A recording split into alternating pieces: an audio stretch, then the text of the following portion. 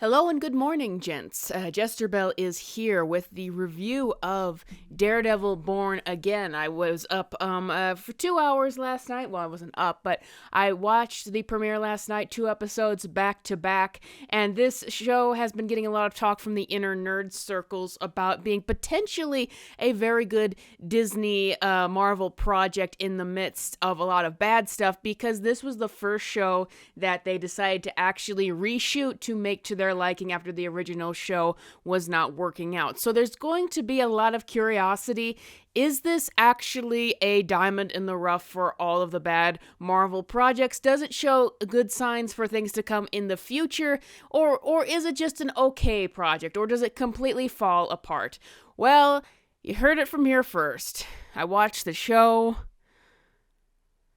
and it was amazing. Usually I get on here and I say I hate this more than anybody else is hating it. I'm more negative on this than anybody else is. People don't realize just how bad this is. This is a show where I think that people are underselling just how good it is. I thought that it was an excellent 2 hours of TV. I actually liked the second episode better than the first, but this is definitely a full return to form for this Daredevil show. It's like it never left Netflix. And before we get into it, I want to get to the any sort of criticisms I have with it first, because those criticisms are going to be brief, but I do want to understand why someone might not be as enticed by this show as others, even though I think that this is just amazing. I'm going to gush about it in a second. So the first criticism I can see someone saying is that I think the first episode winds up meandering a little. And it's not that every scene wasn't important and relevant to the plot. It's just that some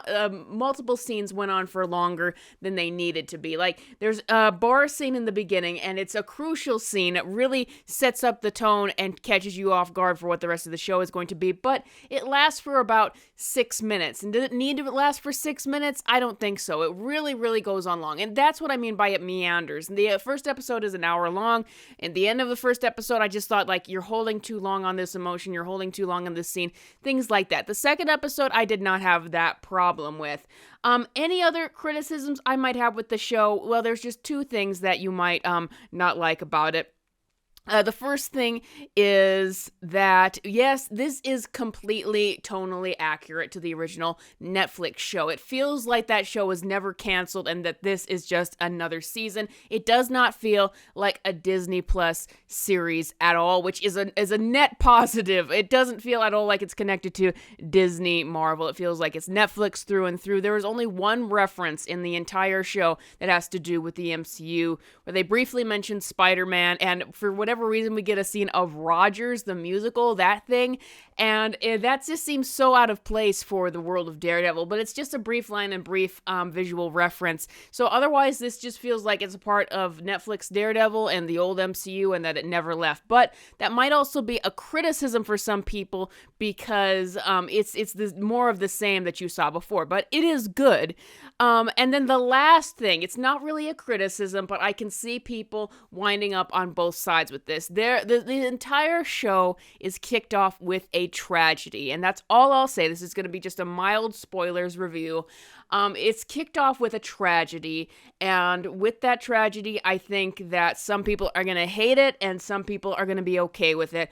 I don't like that they went there. However, they made it work narratively, so that is where I'm at. To get into the positives, this is a very well done show, because in spite of the show meandering through the first episode a bit, it starts off with just the most intense fight scene possible, and it's one long continuous shot of this fight scene that shows Daredevil versus this character in the scene that's going to kick off the entire show. He crosses a line, and it's just this continuous shot through the different levels of the building, and the fight feels like a fight. It doesn't feel like a dance, doesn't feel choreographed. It feels like an actual beatdown fight, and it's glorious. It is so exhilarating. I watched it again this morning. It's so well well done. It is so great to see a TV show feel like there was a creative vision behind it and an idea behind how they were going to do this scene and how they were going to craft it.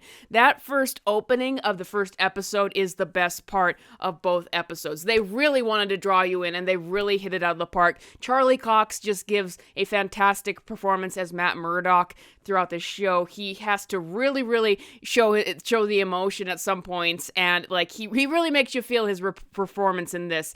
This show is written with a lot of intent, and that is just amazing to see. Like, they're doing stuff with the characters. It's amazing to see that they actually have development in mind, the themes behind the characters, where they're going to go with them, where they're going to challenge them.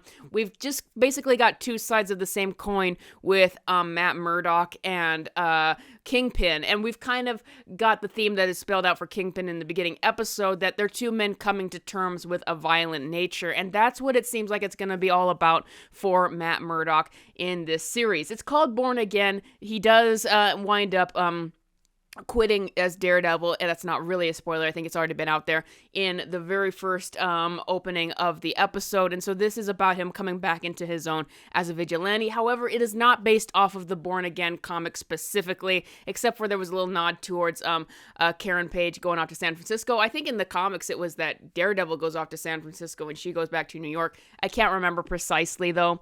But yeah, I think that all of the actors are right back into their element. This feels exactly like it was on Netflix. There is intent behind this show.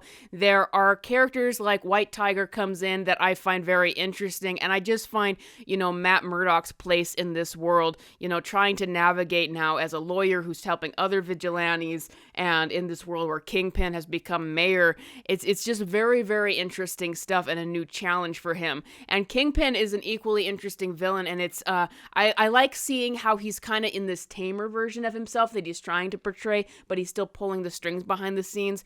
But there's a ticking time bomb because his relationship with Vanessa has been put on the rocks, and you can tell that might be just a matter of time before maybe Vanessa tries to mess him over or something, and that is going to set him off again.